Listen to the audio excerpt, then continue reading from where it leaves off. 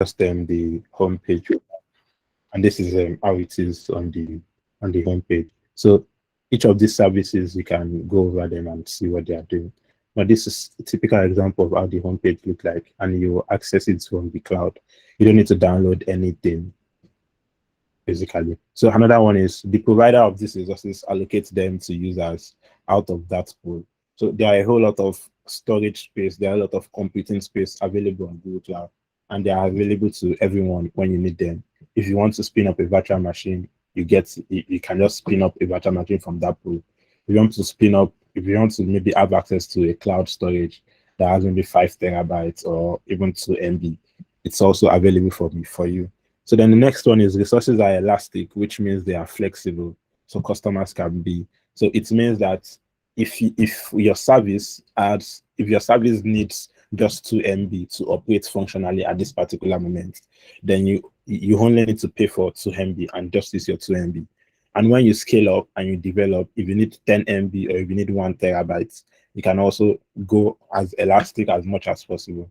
So the cap, there is always a cap, but when you meet up the cap, you can also like request for increase in quota, and they are able to grant you increase in quota. So the next one is customers pay only for what they use or reserve as they go.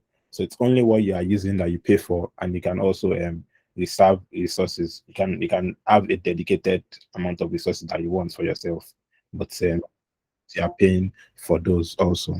So anything that have all these 5 characteristics are just typically what we can define under cloud. So let's define a cloud, and let's look at why cloud models are compelling.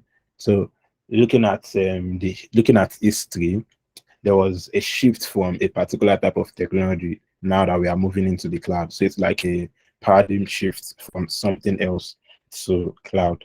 So what was first happening? The first thing was colocation. Colocation means businesses or organization. Then what they do is that they would go to maybe a particular provider that has money or resources and is able to build a data center.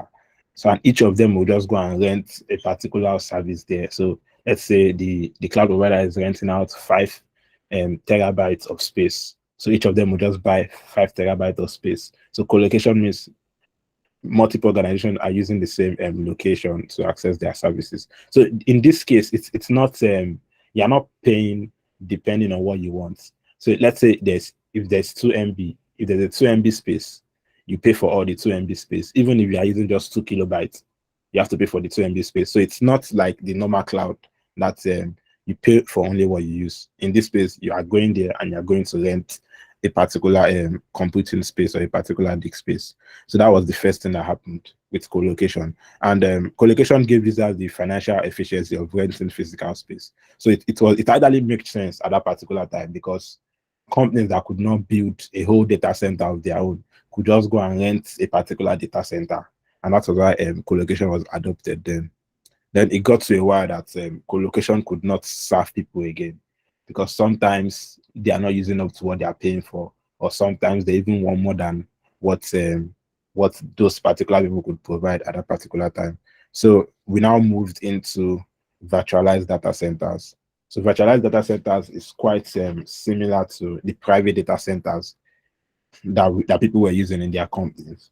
And colocation facilities is like a sync between having a physical data center and a colocation facilities. But what also happened here is that all these devices are now virtualized, but users still need to control their environment, and they need to configure their environment also. So moving to this virtualized data center, we are already entering the cloud little by little. Then when cloud providers also saw that we need to like scale up a little bit, that was when they now went into the third phase. And the third phase is using I can't explain all this. The third phase is using a container-based architecture. So that is when things like Kubernetes start coming in, whereby you don't even need a virtual machine again. So you just need to have a container, and the container will have the operating system and everything that is necessary for you to use. When you're using a virtualized data center, it's just like you have a CPU on the cloud. You're the one that will install anything you want on that CPU. You can install a database, you can install another thing, you can install something else. But with a container base, it's like isolate different application from one another, and each application has their own space. On each container, it can have its own operating system and all what it's needed for an application to function. And that means everything is not on the CPU, it's just on a particular container in the CPU. So that was the third wave, and these are the two ways that are still like majorly used now. So there's virtualized data center, and there's also the container based architecture. Yeah, so that's regarding that, and that's basically how cloud has evolved since it started out during those days. Well, and with cloud, there are different offering of cloud. There's infrastructure as a service. What infrastructure as a service means, it provides raw compute storage and network capabilities organized virtually into resources that are similar to physical data center. So an example of an infrastructure as a service is something like cloud storage.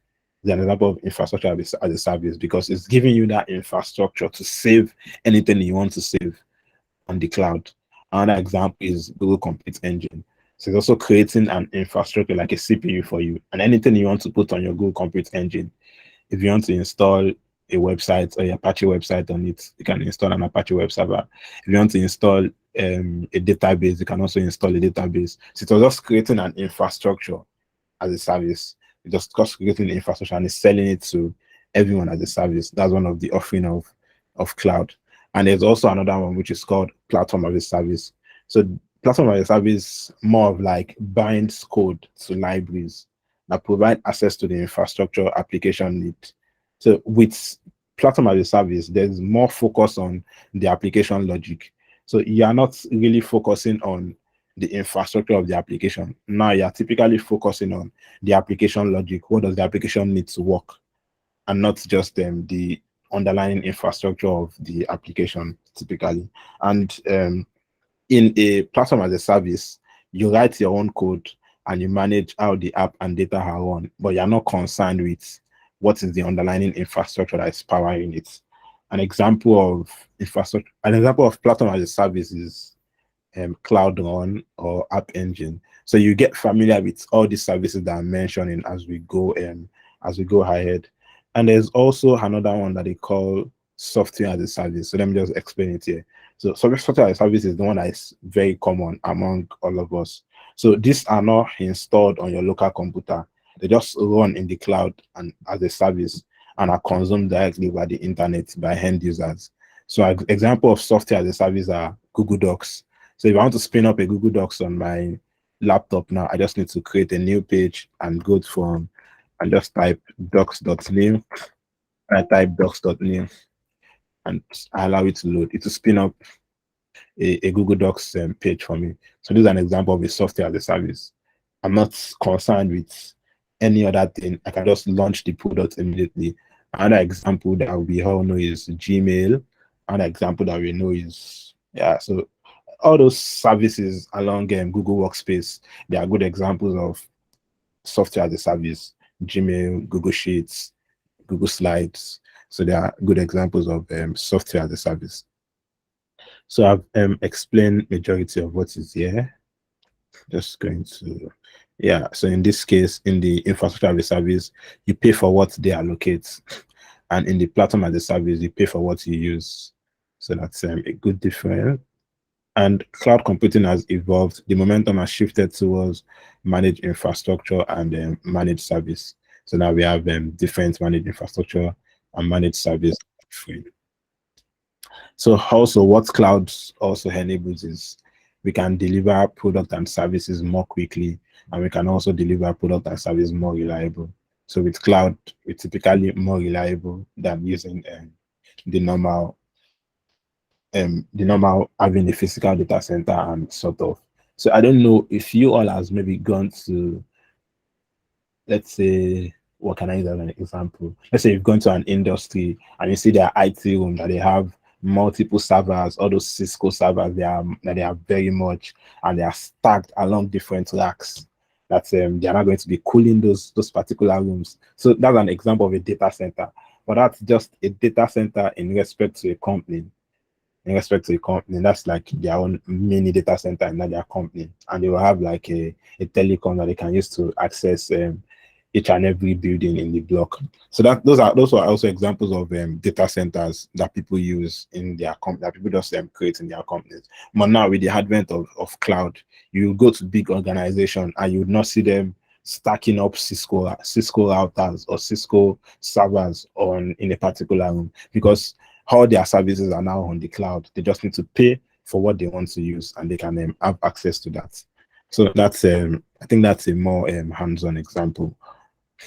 So there's also something about serverless cloud computing.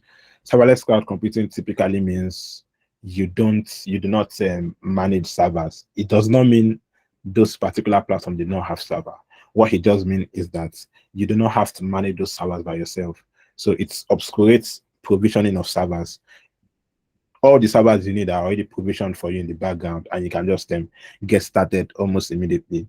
An example of a serverless architecture in Google Cloud is Google BigQuery, and Google Dataflow is also serverless, and some other services. But let me just tell you a bit about what serverless means. So serverless allows developers to concentrate on code. So you can just throw your code into the environment and run it immediately. You don't need to start installing softwares or installing any particular, or just managing any amount of configuration that you want to do. Just need to put your code in the environment and run it, and it get run automatically. So no infrastructure management is needed. And what all this helps is that it saves us the trouble of updating our servers, looking for security patches and all those things. So the cloud provider does all those automatically for you, and you just have to come there and run your code at the go. So here are some examples of serverless services, also Cloud Function, which help you manage event-driven code as a pay-as-you-go service. So in all these service that you are seeing, you don't need to be concerned about them too much for now, because when we get to a stage where we need them, would go into their function in details. So another example is Cloud Run, which helps us to deploy containerized microservice-based application in a fully managed environment. So I've explained software as a service. Those are the Gmails, so the one that I'm installed on our computer. And example of them are this one in the Google Workspace, the Gmail, the Google Docs, the Google Drive. Those are good examples of software as a service. And typically, Google has invested a whole lot in their global network, and that is why they are one of the top 3 cloud providers in the world. So these are some of the things that you enjoy when you use Google Cloud. So there's highest possible throughput, lowest possible latency. Throughput means how fast something is accessing something. So the meaning of throughput is, let's say I'm trying to like upload something. How fast can I connect with what I'm uploading and do it very fast? That's what they call throughput. And latency means like a lag between the receiver and you that you are using it, the receiver and where it's coming from. So some of you, when you're playing games, and you notice that maybe there's a lag between the video and what you're actually playing, or a lag between the video and the audio that's playing in your ear. So those are typically what they call latency. And a good cloud provider should have an high throughput and a low latency. Low latency means the lag between the receiver and the user is very, very small, and the connections are happening in almost real time. So 100 plus content caching nodes worldwide. High demand content is cached for quicker access. So these are just typically what you can enjoy on the cloud. And these are some of the geographical locations where Google Cloud has their presence. There's one in North America, Europe, Asia, South America, and Australia. There was a news that they wanted to create a data center also in South Africa, but that's probably the vision 20 something, and it's probably in works, but it's not yet available. So yeah, some app location effects I think it should be effects. So there's availability, durability, and latency. So when what you are connecting from is closer to you or is closer to your end users, it helps to increase availability. It also helps to increase durability and latency. So these are some of the reasons for having for using the public clouds. And latency measures the time a packet of information takes to travel from its source to the destination. Yeah, that was typically what I explained the other time. And when you look at the geographical location in the cloud, there's something they call location, there's something they call region, and there's something they call zones. And they said each of these locations is divided into several different zones, there's several different regions and zones. So what it typically means is that let me see if there's a more detailed explanation. Yeah. So what it typically means here is that this is a location. Let's say London is a location. And under London, because London is in the Europe West, so it's as a region of Europe West too. And there are different zones in London, in Europe West too. So there's Europe West 2A, Europe West 2B, Europe West 2C. And these are different zones in a particular region. So there's a multi-region and multi-zone services. Let's keep going. And when you look at the zone, a zone is an area where Google Cloud resources are deployed. So each of our resources on Google Cloud connects to different zones. Let's say if you're using a virtual machine, you would need to define the zone that you want your virtual machine instance to be in. And typically, it is best to choose a zone that is closer to your end users. So let's say I'm in Nigeria and my end users are typically Nigerian. So I wouldn't go and pick Asia as my default zone, because why we do not currently have a zone in Nigeria in Africa at the moment, you cannot say Asia is the closest. So typically there's still Europe. Europe is still a little bit close compared to Asia at the moment. So you can choose a region in Europe, maybe Europe West 1, Europe West 2. And those are some of the things that you want to choose. You don't want to be choosing something in North America. Those are like very far away from where we are at the moment. So it's a good practice to choose a zone and a region that is closest to your end users. So that's typically what virtual machines is. Virtual machines are just services, and you can deploy them in different zones. Yeah, and also you can also deploy maybe a virtual machine in multiple zones. So if you want to maybe have a fault tolerant service, a fault tolerant service means when in a case of maybe a disaster, or because the probability of those cloud providers going down is quite small, or it's quite very small. You wouldn't see Google service or AWS service or Microsoft service going down often. So in a case where it go down for that particular small amount of time in a particular region, if you have a multi-region service, your configuration or your service can just fail over to another region that your service is currently in. So let's say I have a virtual machine instance in Europe West 2 and Europe West 2C. So when Europe West 2B is unavailable, my service can just fail over to Europe West 2C, and any user that needs connection to my service can just easily connect from Europe West 2C, while Europe West 2B is currently unavailable. So that's what they call resource redundancy. So when you have your resources in multiple places, so that when there's a case of maybe a disaster or something happening in the other one, your resources can fail over to another available configuration.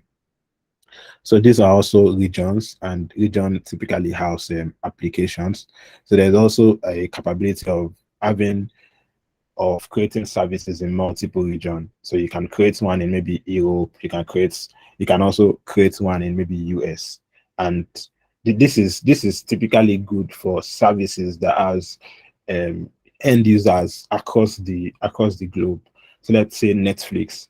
So if Netflix is using a cloud provider now, Netflix is not going to put their services in only one region, because people access Netflix from all over the world. So they will typically have a service or a complete service in each of those popular regions, because they know that their users are across the world and they can connect to, and their users are also connecting from anywhere.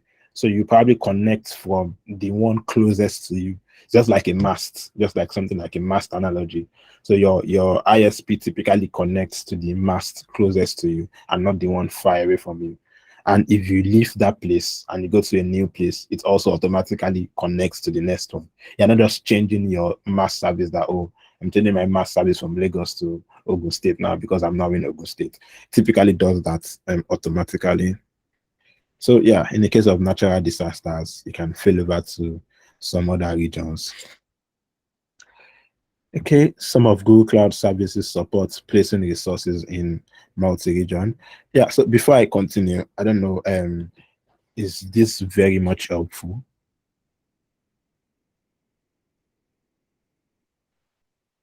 Yes.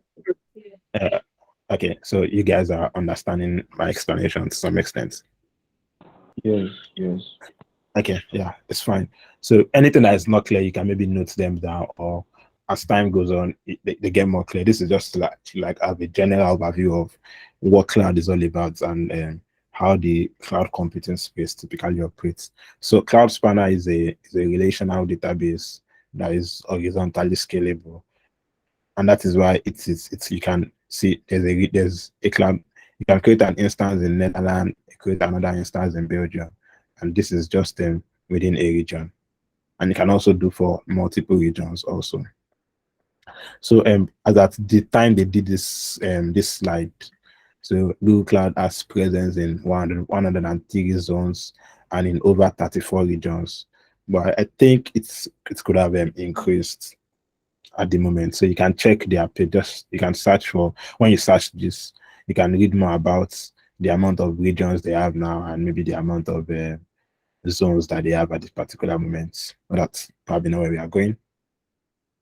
So in virtual world, huge amount of energy. Okay. So what this is typically telling us is that all these data centers that this public cloud providers have, so they also consume a whole lot of energies. And um, if you are someone who is very conversant with maybe the amount of CO2 you are burning, or you're trying to save the environment, so they are telling us here that those cloud providers are also very conscious of the CO2 emission that they are giving out to the environment. And I know that Google Cloud is very carbon neutral. So this is something like they're telling that they are very environmental friendly. So a whole lot of energy that they consume, they try to like recycle it or cool their system with natural resources. Um, Regarding this part. And yeah, this is also them saying they are ISO 14001 certified. So this ISO 14001 certification is a regulation of environmental performance and how efficient you you use resources and reduce waste. Okay, this for this, and this is an example of this. This is just a picture of the data center of Google data center in Finland. So this is just a side view. It's a very large space, and what they are doing here is that the cooling system they are using for their computing power here is gotten from from this sea in Finland, and it's something that is renewable. It's not like they are spoiling the atmosphere. Yeah, so these are just more claims to show that they are carbon neutral and they are renewable energy, and they are also trying to be carbon free. So Google has a vision of 2030 being carbon free. And yeah, so over 1 billion users are using Google Cloud products, and all these products that you are seeing, they are also run on the same infrastructural services that you get access to when you use Google Cloud. So it's the same service that powers Chrome. Our Chrome is very accessible and very efficient to everyone using it. So these are also typical services that would also be powering your application when you're moving to Google Cloud. So yeah, going further, that's what they're explaining here. And in terms of the security, so there's also a good amount of security measures that are put in place to make sure that your services in Google Cloud are secured and they're not just tampered by people. So in their data centers, few amount of people enters, and there's also an encryption by default and encryption by REST. So your data is typically encrypted in even in the data centers. So in a rare occurrence of maybe someone tampering into the data center, it will probably not be able to have any, it probably not be able to make sense from your data because they are encrypted. So there are a whole lot of security measures that are put in place. So there are some of the hardware design and provenance, there's a secure boot stack, and there's also premise security. And if you read through this premise security, you know that it's quite a lot. So Google design and build its own data center with incorporate multiple layers of physical security protection. Access to these data centers is limited to only a very small number of Google employees. Google additionally hosts some servers in third-party data centers where we ensure that there are Google-controlled physical security measures on top of the security layers provided by the data center operators. So you can be rest assured that your services are very, very secured and encrypted at rest. So there's also encryption of inter-service communication. So when your connection is moving, maybe between the Google Cloud and your service, it is encrypted by default. So connection between Google service, let's say you're moving from compute engine to cloud storage. So during that particular movement, your data is encrypted at rest. And if someone even tampers into that connection, which is very, very rare, you'll probably not be able to make sense from your data. And there's also a user identity layer that's parts, and there are some two factors authentication or stuff. So the storage service layer is also encrypted at rest. And under the Google infrastructure security, there are the internet connection layer, there's the GFE, and there's the denial of service protection. So I think all these parts are typically explanatory to some extent, and you can take a look at this part. So these are just some security designs that you can see on Google Cloud. So typically no one would maybe ask you all this, but they are good to just know, so that when you're working and you're trying to like convince someone regarding why you are using this tool or why is this thing secure, you can have all these reasons to explain to the person. And also there's something of vendor locking. Vendor locking means when you move to a particular service, how easy is your ability to pull out from that service. You know, when you join some particular service, they kind of like lock you in. It's just like when you pay for DSTV, you typically pay for one month at a stretch. You cannot pay for, so it's not easy to pay for. Maybe you're paying for one day. You typically pay for 1 month. So that paying for 1 month means they are locking you for that particular month. And if you even want to leave the second day, let's say, oh, DSTV service is not very good and I want to leave, then I cannot leave because my money is still running.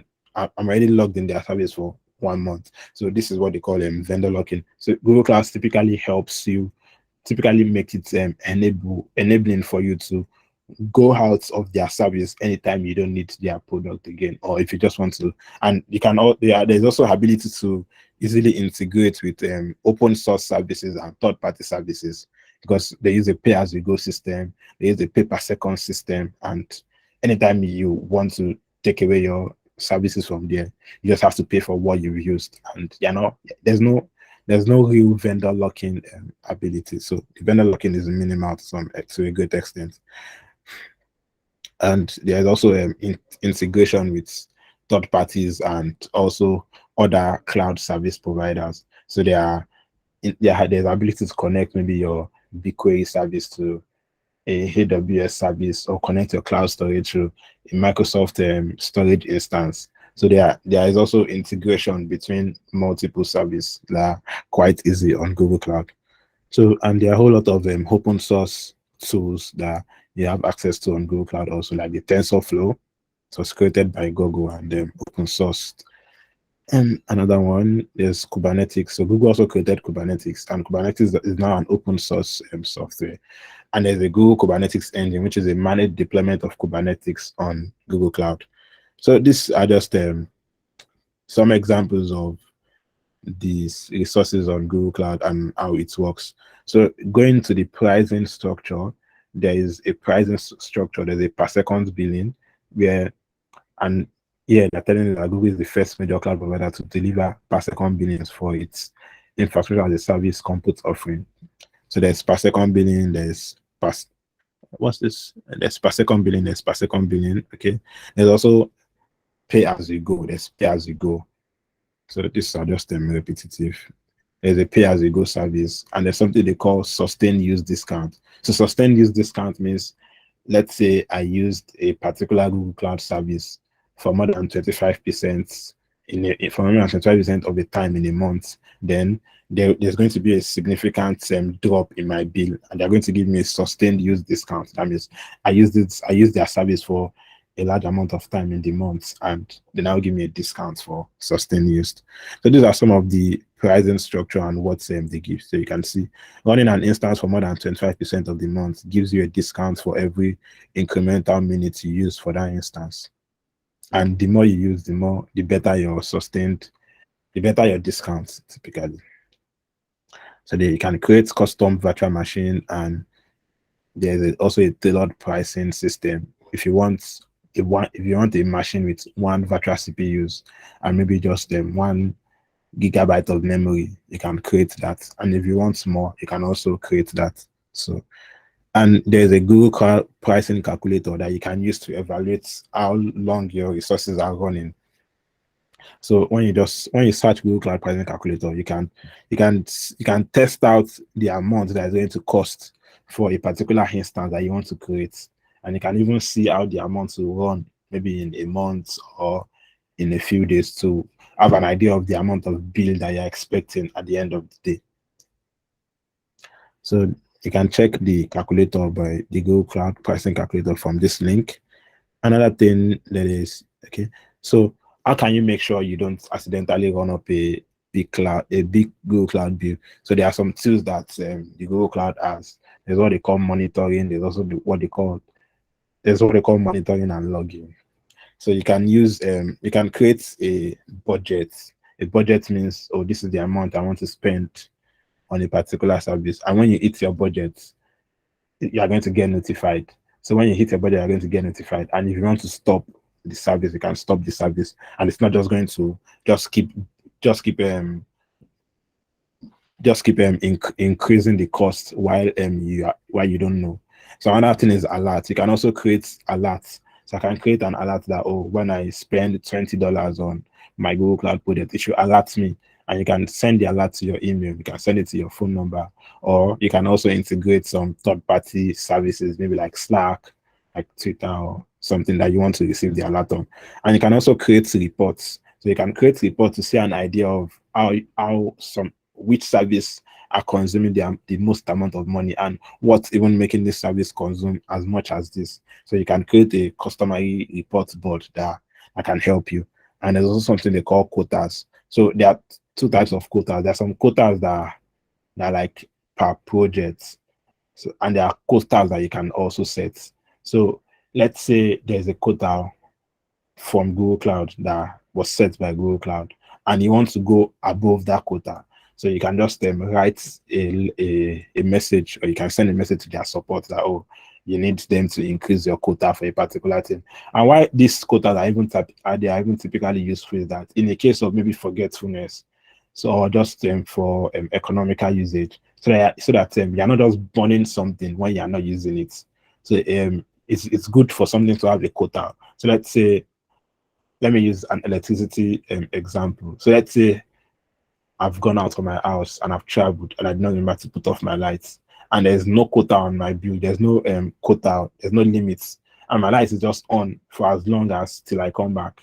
Then when I'm back, I'll notice that I've spent a whole lot of bill on my electricity bill. But with that, there's a quota that, oh, when you reach a threshold of 100 kilowatts, cut off all the lights, and I should be the one to physically re-engineer it to continue. So that's an example of how quota works, and they're also very good in having a good control over your price. So there's a rate quota and there's an allocation quota.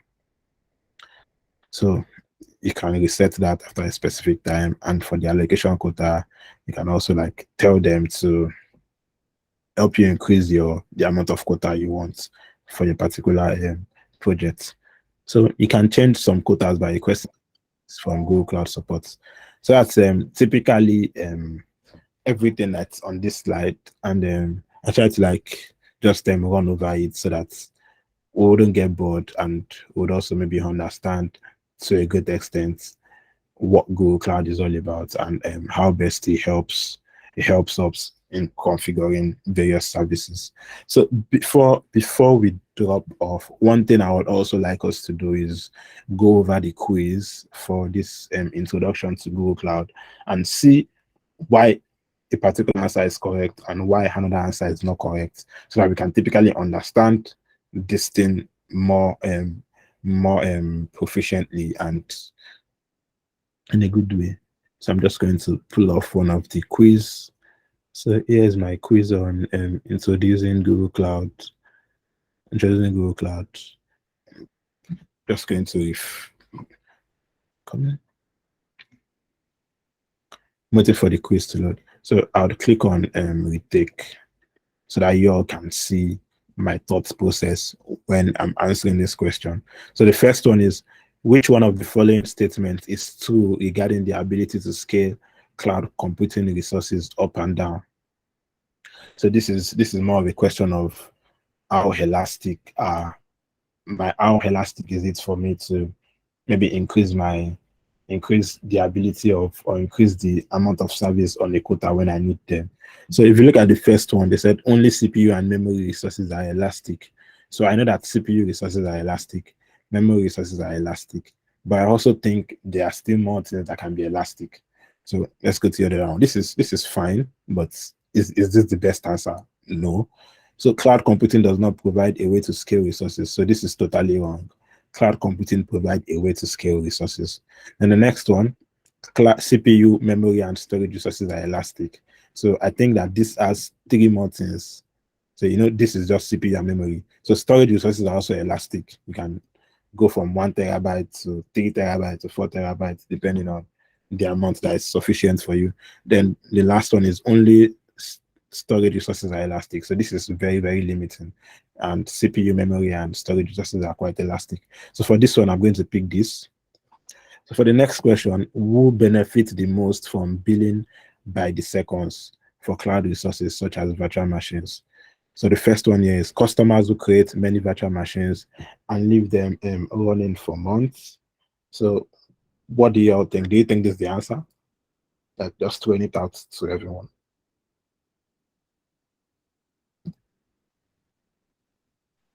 No. Yeah, so any reason why it's no?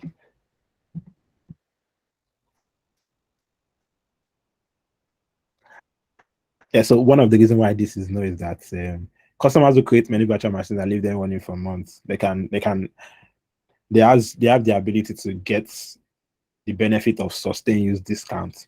So it's not, for them, it's not really the per seconds billing. It's not really the billing per seconds that is beneficial for them. So because they'll probably exhaust all the seconds in the month. So billing per second does not really help them. They more like get more benefits from the sustained use discount. So another one here is customers who create virtual machine and run commercially licensed operating system. So this does not this does not matter. This is very like limiting. This does not matter. Going to the third one, customer who creates and run many virtual machines. So this is still quite logical, because let's say I'm running the Black Friday sales and I just need to spin up multiple virtual machines just for one Friday. Then the next time I would need to spin up as much as that virtual machine is the next Friday of the next week. That's a 7 days interval between them. So I don't need to be running those virtual machines for these 7 days all through the next 7 days, when I don't need as much as that in the remaining days till the next Friday. So these are typically the people that benefit most from per seconds billing. So when they just use everything that they want to use for that particular Friday, they can scale down to maybe just one virtual machine, and that one virtual machine can sustain them till the next Friday, whereby they can increase demand and they can also spin up multiple virtual machines. So these are typical people that gain most from per seconds billing. Then for the last option, customers will create too few virtual machines to get discounts. Too few virtual machines to get discounts. So this does not also really matter because they're just doing they're just doing a small amount of virtual machine, and it's not even the number of virtual machines that make you get a discount. It's the amount of time that you use a specific virtual machine.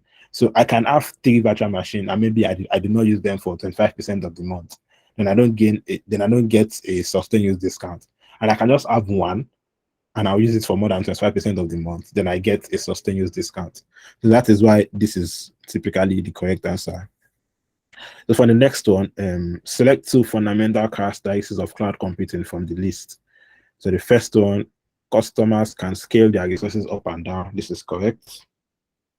What's the next one? Customers are required to commit to a multi-year contract. So this is wrong.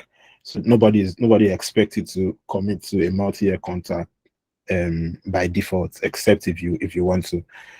Resources are available from anywhere over the network. So this is typically one of the benefit of using cloud. So resources are available from everywhere over the internet. Providers always dedicate physical resources to each customers. This is not correct. This is not correct because when we explain that everybody can have access from a pool of resources, So there's a pool of resources. Nobody is going to keep a particular virtual machine for you when you're not using them. But when you want a virtual machine, you typically get a virtual machine available that you can use for your device. But there's no guarantee that someone is going to keep a particular virtual machine for you. And anytime you are using this, anytime you want to create a new virtual machine, it's that particular one that they are spinning up for you. So there's no guarantee of that. And the last one is all resources are open source. So all resources are not open source. While most of the resources are open source, but all are not open source. So these are the two questions that I feel are the most that are more appropriate to choose here. So the next one, why might a Google Cloud customer use resources in several zones within a region? Who can answer this? I think I explained this. Anyone to go for number 4? For improved fault tolerance. So can you explain why that is the answer?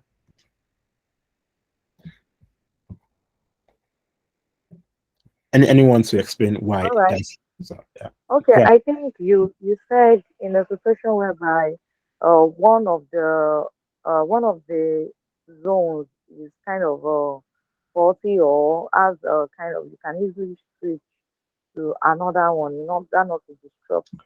Uh, Yeah, I yeah. I may not be able to get your terminology, but that's Yeah, one. that's typically the gist. That's typically the gist. So let me just go by it. So the first one is for better performance. Yeah, so better performance is not necessarily the answer here because it's more of maybe just help for more availability. So sometimes availability may be directly proportional to performance, but it's not in all case. It's not in all case. So if let's say, what can I use? Let's say there are 3 masts in my environment. Let's say there are 3 network masts in the environment, and none of them are far from me, but there are 3 in my environment. And there's just another person that there's just a mast close to his house. So that one mast close to his house is sufficient enough for him to have a good performance compared to someone who have just multiple masts in his house, in his environment rather, and they are like far away from him. So having your resources in several zones does not necessarily means better performance. Does not necessarily mean better performance. So the next one is for getting discount on other zones. This is typically not correct also. For improved fault tolerance. So for improved fault tolerance is correct because when a fault happens, meaning of fault tolerance is ability to resist fault. So when a fault happens to one of the zone that you are using, you can switch over or fail over to a new zone or to a different zone that you're also on. And the last, so this is correct, for expanding services to customers in new areas. No. So this is not also correct.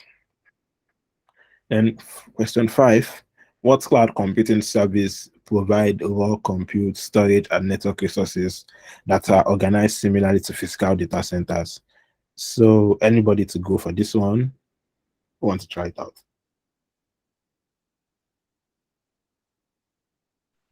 I think I think the the answer is infrastructure.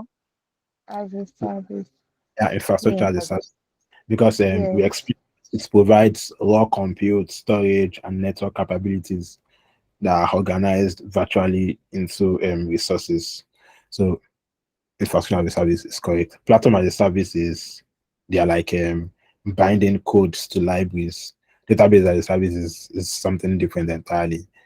Infrastructure as a service is more correct. Software as a service does not even require you to do all this. You just need to just use it automatically, like your Google Cloud, like your Gmail, Google Docs, and Google Drive, something like that. So infrastructure as a service is correct. Then what cloud computing service binds applications to code libraries that give access to infrastructure and application need? So this is just something we talked about in the previous question. So which is the correct answer here? Platform as a service. Home Yeah, as a service. platform as a service is correct here. So infrastructure as a service is, as we explained above. What an hybrid cloud means. Hybrid cloud means when someone is using, when an organization or someone is using a combination of on-prem on-prem data center and a public cloud data center. So it's using both on-premise and public cloud. So that's an example of an hybrid using two types. Platform is just what is there. Virtualized data centers are is also a part of the cloud when you use virtualized data centers or virtualized virtual machines. And software as a service is typically different from all this. So I think this should be the correct answer. And let's see. Yeah, so we good. We got everything, and if you take a look at them, so there are some of them that can even give even detailed reason why this is right, why the other is also wrong. So I think to a great extent we've all understood the introducing Google Cloud, and we are more comfortable with talking about what Google Cloud can do and some of the core capabilities of Google Cloud and why we should or why we can leverage on Google Cloud as one of our cloud provider. Is that very clear to everyone? Can you send Yeah. yeah Can I? the slides to the group? Can you send it? Okay, Because so can we this have slide the slide and these the slides are records?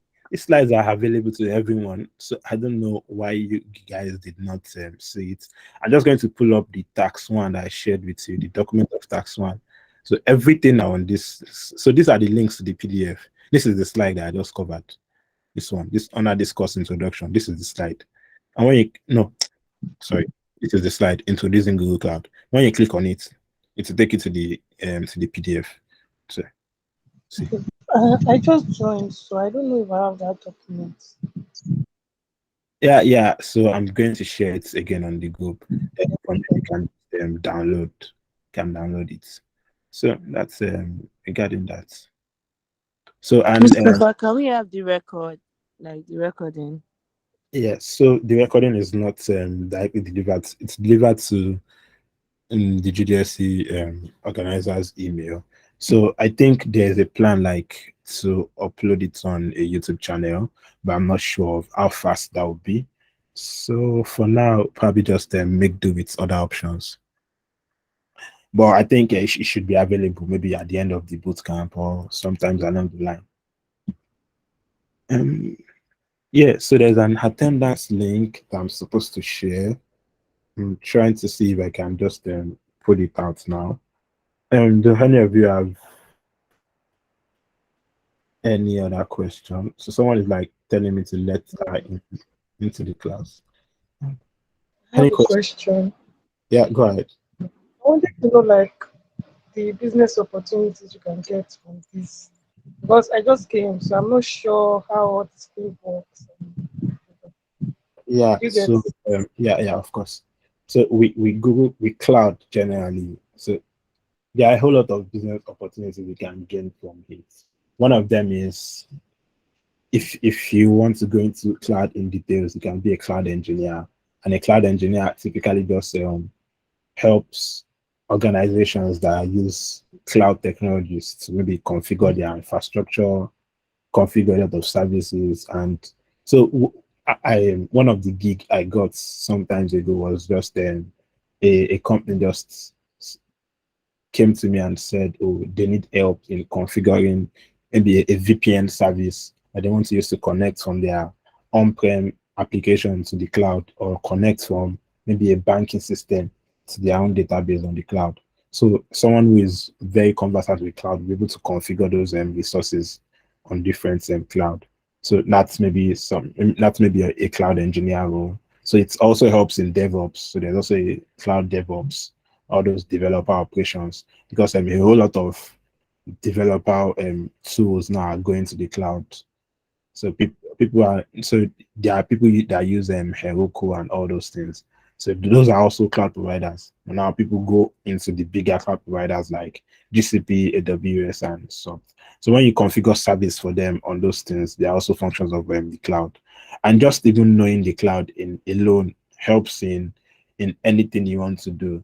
So let's say if I'm a data analyst, so as a data analyst, there are some services that I use that are on the cloud. So like Tableau. Tableau is a cloud-based tool. There's also a service called Google Data Studio. Data Studio. It's also a service in GCP. So typically, you may not be the one to be configuring those services, but having an idea of what cloud means helps you. So currently now, I do not work as a cloud engineer or as a cloud architect. I work as a data engineer. And there are some of the tools that I use in my day-to-day activities, like the data warehouse we use. The data warehouse we use at the company I work, it's BigQuery, and BigQuery is on Google Cloud. So those are some of the things. So machine learning, there are some machine learning service on Google Cloud also. There are AutoMLs. There is also AI Hub, a whole lot of services that are on Google Cloud. That's for machine learning. It's for database. You can spin up different database on Google Cloud. So it typically helps in most IT fields, I say. Typically helps in most IT fields. Um, One thing you can do is you can take a look at you can just search for Google Cloud certifications and look at the different certification paths that they are on Google Cloud. And another thing you can also do is let me show you the paths in this cloud skill boost that we all have access to. So you can see there are different parts here. There's a cloud engineer part, there's a network engineer part, there's a multi-cloud architect part, and you typically do not need to know everything. You probably cannot even know everything because there are a whole lot of services. There are some services that are like just core machine learning. There are some services that are core networking. There are services that are core data analytics. There are some services that are just core security. So you just pick your part depending on the field that you are going to. There's a cloud engineering, this cloud architect, this multi-cloud architect, this network engineering, this machine learning, this DevOps or site reliability, this data engineering, security engineering, data analysts. So, and like depending on what you are picking, so you necessarily do not need to know a whole lot of how what we are doing now, or a whole lot of the computing resources in the company. Because if you're joining a big company, then you probably have maybe a DevOps team that would more of do the provisioning of cloud resources, and you just need to work on them. Or it's something you can do on your own. It's an added resource to you. So there are a lot of parts with cloud typically. Yeah. Thank you. Question. I don't know. I'm unable to see the attendance link, but I'm just going to do a screenshot of everybody on the call. Yeah. So I know for sure some people have left the call, but still also work. I tried to. Yeah. So I don't know. Did you all receive the link to the program? So because I added you all on the info. So I You have went, a question. Okay, yeah, for the skill badges, I know like there aren't there free courses or paths you can take to get skill badges? Because I already have one already. yeah. So I think to have like free entirely to have badges, there should be, but it's a case of is it even relevant to what we are doing at the moment? So it's not just about having the badges. So we also want to like use badges that are relevant to what we are trying to learn, and not just having badges for badges sake. So I'm trying to like work on how we can get the quick labs access even with for 30 days, so that every one of us can complete those labs on our own, on their own, and get badges. But if you can also see some content. So there's some content that would be typically free, or to trying to pull up this stuff. So let me go to the catalog. So there will be some content that are typically free also that you can get you can get a skill badge for it. It's just a function of are those things relevant to what we are doing?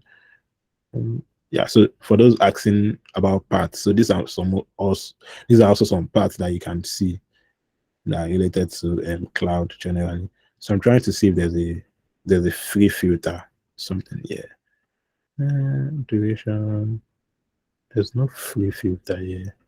There's no free filter here. But there should obviously be some courses or some things that you can take. So look at this one. Now this is free. Exploring data with Looker. It's free. This quest is free. It's free. And all the lab under it are free. So if you are doing something like this now, you don't need to have any credit to do all this lab. But what we are doing now, it's not really concerned with exploring data with Looker. So if you take a look at, if you can go further by take a look at all these roles. So if you click on maybe a cloud engineer role and go over all the courses that are there, and you see any of them that is free, so those may be relevant to what we are doing, but they may also be a little bit advanced because we're trying to start from the basics.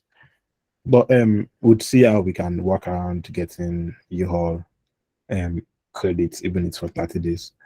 So likewise, and did you all find the videos useful, the videos on the YouTube channel? Oh, I've put off my screen. You guys did not talk. Please feel free to unmute your mic. When I was going there, I was not. Okay, so let me. So I have to go over this again. Okay, that's fine. What I was saying is that when you go to the cloud skill boost, when you click on catalog, so there are different filters that you can use here to see different resources. So if you click on maybe the cloud engineer filter, then you can see some resources. Take a look at all these resources that are here. So there are some resources that may be beneficial to what we are doing, and you may see some of them that are free when you click on this. So you have to like go. You can just play around it and see some courses that are free, or just some quests that are also free. So here is an example of a quest that is free, but it's typically does not align with what we are doing currently. And this is what I showed you. This one, yeah. So this one about exploring data with Looker, you can see that it's free. It has a whole lot of labs under it. So quests are typically similar labs that help you achieve a particular thing. So this exploring data with Looker now, it comprises of different labs that makes you understand Looker and how Looker works. So you can see some of these things. They help you understand how Looker works typically. So yeah, just play along them and you may see some of them. But like I said, it's still in works, and we try to make sure every one of us have access to the cloud skill boost, even if it's just for 30 days. So I was asking a question. Did we all find the videos on the YouTube channel useful? Yes. Yeah, so I'm supposed to do a walkthrough of the lab, but do we still have time? Are you all still able to just wait while we do a walkthrough of one of the labs? Or should we adjourn it to next class?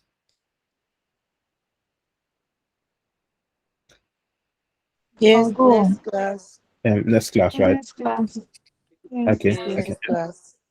that's fine, that's fine. So please, before next class, you can also take a look at the videos So we are not going to move further from what we've done now. I've just explained introduction to Google Cloud to be more clearer now. So one thing, what I want you all to go over now is resources and access in the cloud, virtual machines and network in the cloud. So next week, I'm probably not going to explain all these things, but if you have specific questions that you want to ask under resources and access in the cloud, or under virtual machines and network in the cloud, please just come along with your questions or come along with something you do not understand. If maybe you don't understand, I do not really understand what virtual machine is, then I can explain what virtual machine is. I do not really understand what you mean by IAM, and I can explain something like that. So please let's try to make efforts by going through all these videos, because to a great extent they are also explanatory. There's a video part, there's a PDF part. So the resources we have are they are enormous. So let's just take a look at these resources and virtual machines once again. And during our next class, I'm going to do a walkthrough of these two labs. We're going to do a walkthrough of these two labs, and we would see how we are spinning up VPC network or compute engine instance in Google Cloud. Yeah, so thanks very much everyone for coming through. It's really nice to have you all. So I see that we are reducing bit by bit, but yeah, so it may be a little bit tedious at first, but understanding what cloud can do for you is a fascinating idea, and it's just something you can just play with. And the cloud providers even make it more of like they make learning fun. They typically make learning fun. And you can read documentations that would help you know how to use a particular service. You can even go on YouTube. There's probably what you want. There's probably know what you want. There's nothing that you would want that you would probably not see a video for. So it's not only my channel. My channel is just a little bit of what I can do. If there's a lab that you've seen and maybe you do not understand what the lab is, just copy the name of the lab, paste it on YouTube. You'll see people that have done videos that are related to those particular labs, and you can learn from what they are doing. Yeah, so thanks very much for staying through, and let's catch up in our next class. So feel free to drop any question you have on the group, or any comments you have, or any difficulties that you're having. And I'm also going to intensify on working out maybe a quick lab access for every one of us. Yeah, so bye for now. Our next class is on Wednesday, so we're having our class Monday, Wednesday, and Friday. So maybe we should think of 8 to 10 now, because 8 to 9 typically does not suffice for us. So let's think of maybe 8 to 10. Yeah. Is 8 to 10 too late? Yeah. So would stay in between. Typically not free from. I'm typically not free by 7 p.m. So that's it. Yeah. But we can do 8 to 9:30, 8 to 9, depending on the flow. Yeah. So thanks very much for joining in. Bye, guys. I feel like calling all of your name, but you guys are too much. The attendance. Yeah, there's no attendance for today. I'm just going to I've made multiple screenshots of people on the call, and just going to use that when Okay. So yeah, thanks very much. Bye everyone.